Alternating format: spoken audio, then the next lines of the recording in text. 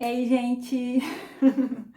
Bora lá para mais uma parte do segundo episódio, porque essa terça-feira teve muitas perguntas, tá? Então vamos lá, e perguntas que têm respostas um pouquinho maiores, tá bom?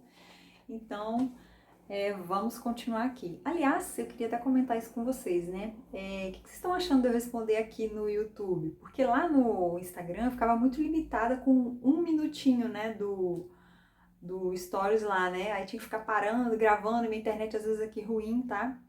Então complicava e eu tinha que ficar me contendo para não responder, às vezes, tudo que eu queria, porque eu sabia que ia ficar um vídeo longo para nível de Instagram. Então eu resolvi começar a fazer aqui. Então o que vocês estão achando? Porque eu tô dando respostinhas mais completas, mais demoradas, né? Que explica melhor. E aqui ainda tem a vantagem que você pode apertar aí o velocidade 2, né? Se você achar que eu tô falando devagar, e apertar a velocidade 2 aí para você ver mais rápido. Então, o que vocês estão achando? Comenta aqui para mim. Então, sem mais delongas, vamos aí para nossa próxima pergunta. Como você lida com pessoas que se dizem cristãs, mas te criticam? Então, né? Se estão me criticando, talvez, pode ser, que é porque não conhecem a minha história, né? Não viram uma postagem ali, mas não sabe, enfim, não tá me acompanhando há mais tempo e não leu algumas das minhas postagens, às vezes só viu uma coisinha ou outra, então acabou julgando. Normal, né, gente? Todo ser humano, vamos falar a verdade, todo ser humano é assim, a gente acaba julgando se vê só um pedacinho da história, né? Agora, se a pessoa viu, entendeu a minha história e continuou mesmo assim me criticando, então isso aí já é outro papo, que isso aí já é uma questão de perseguição, né? Se eu estou sendo perseguida, né? Segundo a Bíblia, é um privilégio, né? Então, só glorificar a Deus, né? E perdoar. E perdoar. Então, é o que eu tenho que fazer. Mas o que importa, né, para mim, como que deve importar para você, não é a opinião das pessoas, mas o que Deus pensa a meu respeito. Inclusive, o significado do meu nome é Deus é meu juiz, né? Daniele significa Deus é meu juiz. Então, eu estou preocupada com o que Ele está pensando de mim, né?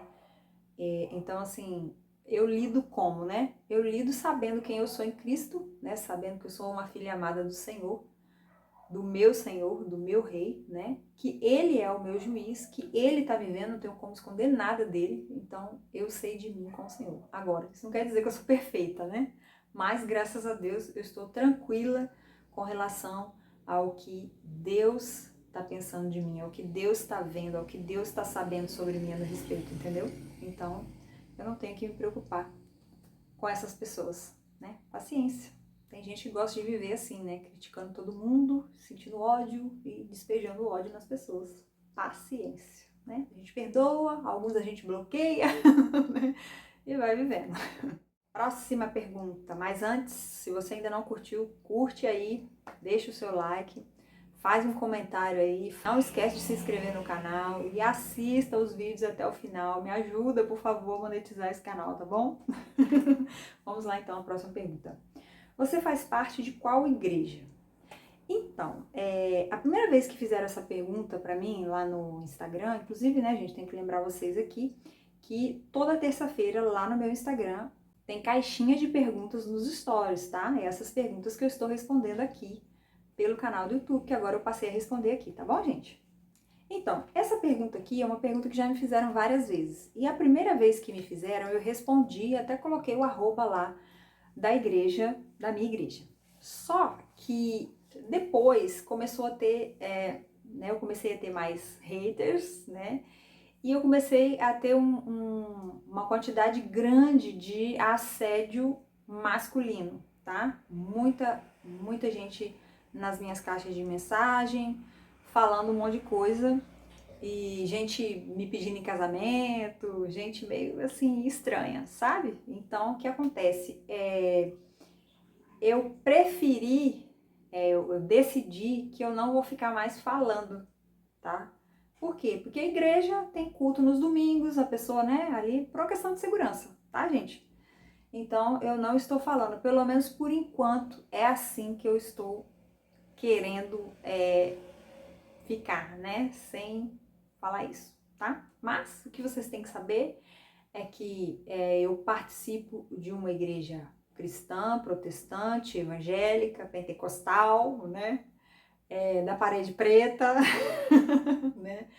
Uma igreja que, né, é pregado a Bíblia, né? Uma igreja bíblica, uma igreja onde os louvores, são uma benção. Gente, é uma benção. Enfim, então é isso que vocês têm que saber. Meus pastores são de muita oração, são pastores que vão em monte, que oram muito, que jejuam. Mas essa igreja que eu estou, provavelmente, eu não sei ainda, mas provavelmente eu vou ter que sair dela.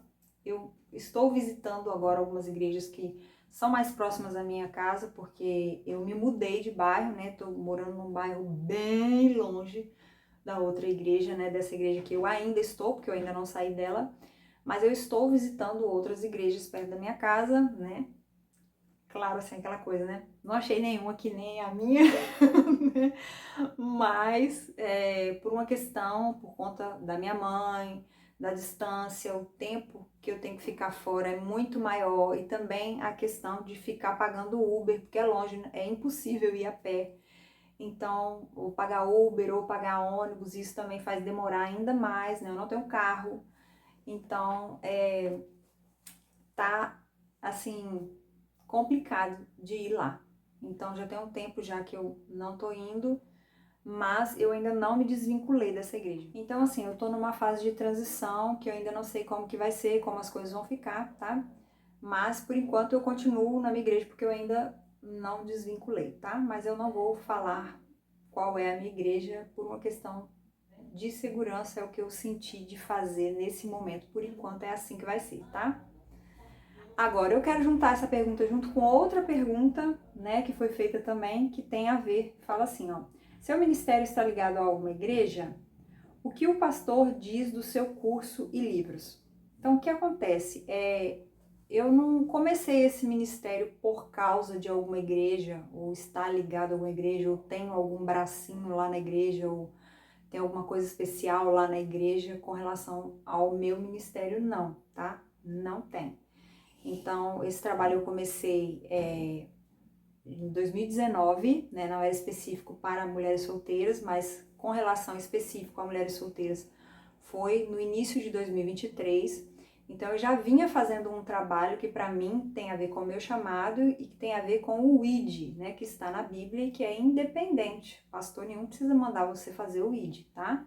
Então, é o que eu estou fazendo, tá? Aquilo que eu sinto, que eu vejo, que o Senhor fala comigo e que me manda fazer, eu estou fazendo, independente de igreja, tá? Então, não é um ministério específico que, na sua igreja tem o ministério das mulheres solteiras e tal. Não tem, tá, gente? É só um nicho aí que Deus foi me orientando com o passar do tempo. Como eu falei, eu comecei em 2019, né, com um trabalho de levar a palavra de Deus através aí da internet, do Instagram. Mas, e antes, né, antes ainda, eu comecei com um blog, né, desde 2013. Então, já não é de hoje, né, que eu escrevo, que eu falo do Senhor na internet, tá? Mas especificamente sobre assim, esse nicho mais, né, voltado só para mulher solteira, foi agora no início de 2023. Então tem um ano e meio mais ou menos, tá? Mas, né, o meu pastor sabe, né, do meu trabalho e tudo mais, o que acontece?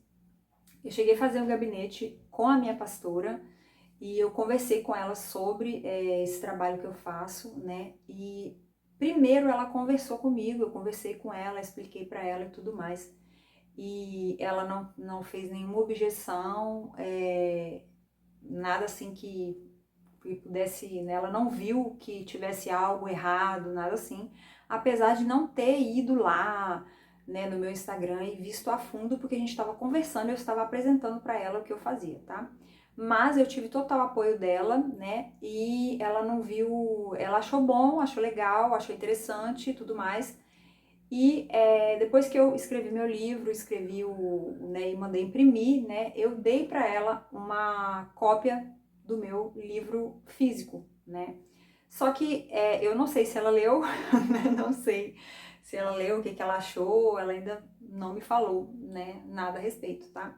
Mas no dia que eu tive o gabinete com ela, que eu conversei com ela, que meu livro ainda não estava pronto, né, eu falei até com ela que eu estava escrevendo o livro, né, que eu já tinha feito o curso, mas que eu ainda estava escrevendo o livro, ela tipo, super me apoiou e, entendeu? Graças a Deus, a igreja que eu tô, os meus pastores não, não, não tem essa coisa de, entendeu? Não, de querer te impedir de fazer aquilo que Deus já tá fazendo, entendeu? Através de você. Então, eu acho isso ótimo, né? E ela me acolheu, me tratou com muito respeito, com muito amor, orou comigo para abençoar aquilo que eu tô fazendo, para abençoar a minha vida. Então, né? Se é isso que você queria saber, eu acho que tá respondido, né? E outra pergunta aqui que tem a ver com igreja, né? Alguém perguntou assim, ó, existe celibato na igreja evangélica?